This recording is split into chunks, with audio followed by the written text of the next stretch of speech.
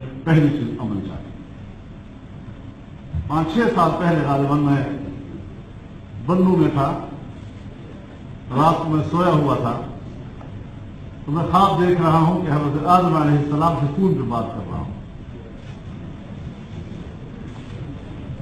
اور حضرت آدم علیہ السلام مجھے فرماتے ہیں تم کیا چاہتے ہو؟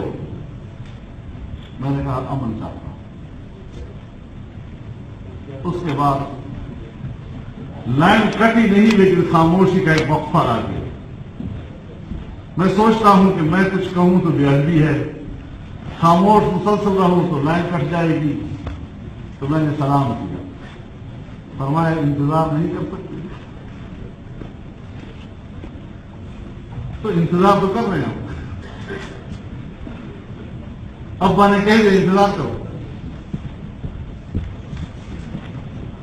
تو اس انتظار کو سامنے رکھتے ہوئے ہمیں آگے بڑھنا ہے، اتفاق رائے سے بڑھنا ہے۔ ہماری ایک اندر کی روح جو ہے وہ امن مانگتی ہے۔ اسی لیے جب ریاست نے امن کے قیام کے لیے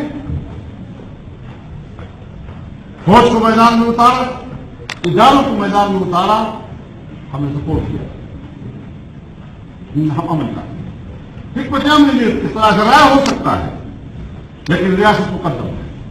جب اس نے فیصلہ کیا ہم نے پہلے کیا۔